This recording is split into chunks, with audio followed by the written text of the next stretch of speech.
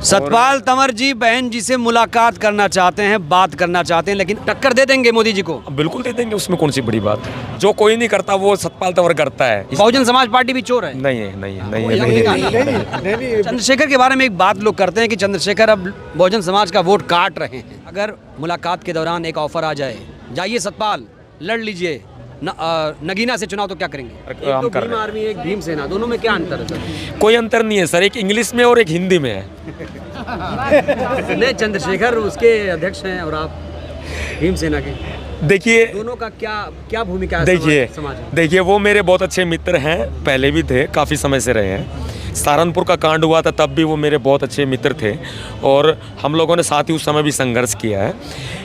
Bhim army संगठन की स्थापना उन्होंने की थी, हमारे बाद ही की थी। वैसे 2010 में हमने भीम सेना बनाई थी, लेकिन जहाँ समाज में बात आती है, एट्रोसिटी हो जाती है, कहीं एकजुटता की बात आती है, तो हम साथ खड़े होते हैं। हमारे में कोई विवाद नहीं है, कोई किसी तरह का मतभेद नहीं है। हम दोनों भाई हैं आपस में, अपने लेवल पे उनको अपने कंधों पर भरोसा है, तो सतपाल तंवर को अपने कंधों पर भरोसा है। क्या आने वाले वक्त में सतपाल जी भी भीम आर्मी की तरह एक एएसपी नाम किया है, इस तरह की एक पॉलिटिकल पार्टी बनाएंगे? नहीं, देखिए ऐसा है ना, पार्टी जब बनाई जाती है जब हम ऑलरेडी किसी से निराश हो जाते हैं तब बनाई जाती है। अभी मेरा ऐसा कोई विचार नहीं है, लेकिन मेरा कोई भरोसा भी नहीं है कि भरोसा मतलब ये कि देखिए, जब तक हम लोग अच्छे लेवल पे अपना काम कर रहे हैं और राजनीतिक भागीदारी में भी हम लोग समाज को ले जाने की कोशिश कर रहे हैं, और जब अगर कहीं ना कहीं हमें निराशा हाथ लगती है, जैसे ऑलरेडी हमारी पार्टीज़ हैं और हम जो है फिर भी हमें वहाँ से निराशा हाथ लगती है, लोगों को पूरी तरह से प्रतिनिधित्व नहीं मिल पाता, समाज को नहीं मिल पाता, या कोई विचारधारा कहीं गलत हाथों में चली जाती है, तो फिर मजबूरन कदम उठाना पड़ता है। और ऐसे समय समय पर होता रहा है, होगा तो भी कोई पता नहीं है। पार्टी बनाई जैसा कि आप कॉन्फिडेंट? देखो वो जानते होंगे, वो मुझे नहीं पता, मैं अपनी जानता हूँ। तो किसको सपोर्ट करेंगे आप? लेना सर एक सेकंड। बहन जी के बारे में क्या ख्याल है? 2024 में किसको सपोर्ट करेंगे? क्योंकि अभी 2024 में अब जो है गठबंधन भी हुआ है विपक्ष का, और इधर से बहन जी भी अपनी जगह स्टैंड बनाए हुए हैं, तो हम लोग अपने स्तर पे काम कर रहे हैं। और अभी मेरी एक संविधान बचाओ मशाल यात्रा है कश्मीर से लेकर कन्याकुमारी तक, मैं उस दौरान में स्पष्ट कर दूंगा जो हमारे साथ आएगा हम उसके साथ जाएंगे। बहन जी के बारे में क्या कहेंगे सतपाल जी? बहुत अच्छा काम कर रही है बहन जी ने, 4 बार सरकार बनाई है और बहुत ही अच्छा काम कर रही है, आगे भी वो अच्छा ही करेंगे, हमारी बड़ी बहन है। 24 में क्या होगा? 24 में तो देखिए, जब तक ईवीएम नहीं हटेगी तब तक मोदी का ही राज रहेगा। मतलब आप भी ईवीएम पर सवाल खड़े करें? सतपाल जी भी ईवीएम के खिलाफ? बिल्कुल, मैं ये नहीं कहता कि हर एक राज्यों के चुनाव में ईवीएम के ऊपर सवाल हो सकते हैं, लेकिन जहां सेंटर में गवर्नमेंट है बीजेपी की, वहां चुनाव आयोग से ईवीएम पहुंच रही है सब जगह। तो आप समझते हैं इस बात को कि ईवीएम में धांधली करके ही, ईवीएम में हैकिंग करके ही कहीं ना कहीं चुनाव जीता जा सकता है। बीजेपी कन्फर्म है कि मोदी जी सरकार बनाएंगे। बहन जी कह रही जब बैलेट था तो जीतते थे, ईवीएम आए तो हार रहे हैं। हाँ, वो सही कह रही है, मैं अपनी बात बोल रहा हूँ, बहन जी अपनी बात सही तौर पे कह सकती हैं, मैं अपने बारे में सही तौर पे कह सकता हूँ। तो यही है कि देखिए, सबसे बड़ी बात ये है कि ईवीएम जब तक है तब तक मोदी का राज है, और अगर हिटलर शाही भी अगर इस देश में आ जाती है तो कोई भी अतिशयोक्ति नहीं होगी। सतपाल जी 2024 में चंद्रशेखर के साथ या बहन जी के साथ? मैं किसी के साथ नहीं हूँ, मैं खुद के साथ हूँ और बाबा साहब की विचारधारा के साथ हूँ। मैंने आपको बताया भी है, प्रेस को भी बताया है कि हम लोग संविधान बचाओ मशाल यात्रा अभी कर रहे हैं। आपने कहा आपकी एक पार्टी है बहुजन समाज पार्टी। हाँ, पार्टी है, ऑलरेडी है, मान्यवर साहब काशीराम जी की बनाई हुई है। हमें कोई निराशा हाथ लगेगी तो सोचेंगे, जब तक अभी निराश नहीं है सतपाल जी? देखिए, कुछ छोटे मोटे होते रहती हैं निराशा, उससे फ़र्क नहीं पड़ता। अभी कोई ऐसी कोई बात नहीं है, आगे कुछ होगी तो बताएंगे। 85-15 पे भारी पड़ता नज़र नहीं आ रहा। संविधान भी है, नवाब सतपाल तंवर भी है, भीम आर्मी भी है, बावजूद उसके हम कमज़ोर पड़े जा रहे हैं। मैं आपको बताता हूँ क्यों नहीं नज़र आ रहा सर। मैं पते की बात सिर्फ अपनी कुछ सेकंडों में पूरी करूँगा। वो इसलिए नज़र नहीं आ रहा कि हम लोग सड़कों पर लड़ते हैं, अपनी बातों को नहीं मनवा पाते। हमारे लोग एमएलए एमपी होते हैं तो हम अपनी बातों को नहीं मनवा पाते, लेकिन कोई विपक्षी पार्टी में, यानी कि हमारी धुर विरोधी पार्टी बीजेपी में कोई एमपी एमएलए या मंत्री होते हैं, वो अपनी बात को मनवा करके अपना जो है महापुरुषों के कामों को भी करवा देते हैं। हम जिस जगह पर खड़े हुए हैं, पूरे 70-75 साल तक कांग्रेस ने इस जगह की अनदेखी की। 2003 में अटल बिहारी वाजपेयी की सरकार ने इस जगह को अधिकृत किया, अपने अंडर में लिया।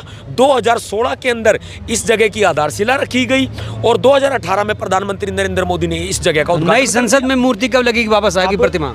हम लोग कोशिश कर रहे हैं सर। सुप्रीम कोर्ट में लग गई ना, अब संसद भवन में भी लगेगी। कब लगेगी, कब तक? देखो मैं तो डिसाइड नहीं करा, मैं बीजेपी को सरकार तो नहीं हूँ, मैं बीजेपी का विरोधी हूँ, है ना। मैं तो डिसाइड नहीं करूंगा, ये तो वो बताएं। आने वाले दिनों में क्या सतपाल जी लोकसभा का चुनाव लड़ेंगे? मेरा कोई भरोसा नहीं है मैं लोकसभा का चुनाव लड़ सकता हूं। बार बार कहते हैं आप मेरा भरोसा नहीं, इसका मतलब क्या मैं है? मोदी के खिलाफ भी चुनाव लड़ सकता हूँ। आप पे लोग कैसे भरोसा करें, आपको भरोसा अपने पे नहीं? मेरा कोई भरोसा नहीं है कि मैं कब क्या कदम उठा लूं, होना चाहिए। कब क्या कदम उठा लूं। सेल्फ कॉन्फिडेंस यही है कि मैं कब क्या कदम उठा लूं। कुछ हो ही नहीं।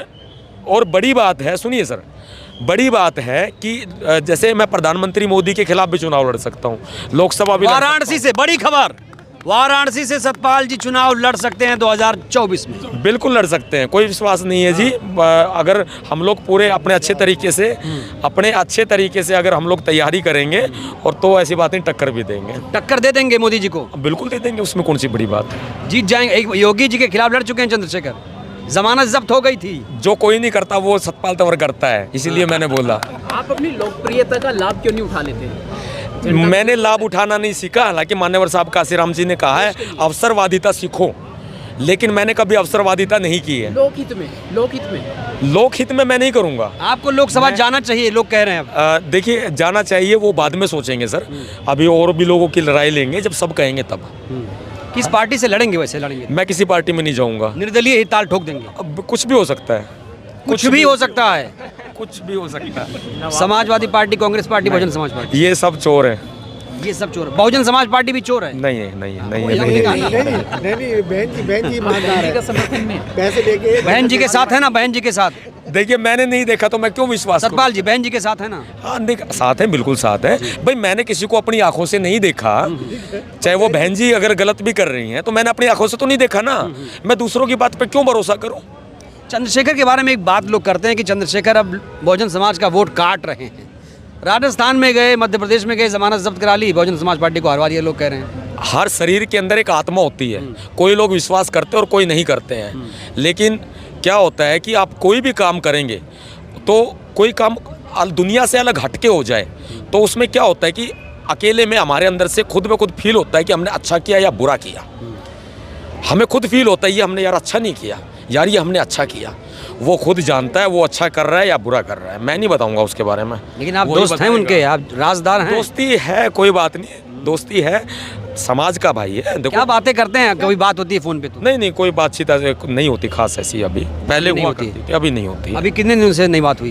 लगभग जितेंद्र मेघवाल वाला जो हत्याकांड राजस्थान में हुआ था तब के बाद एक बार बात हुई है, उसके बाद कभी बात नहीं हुई है।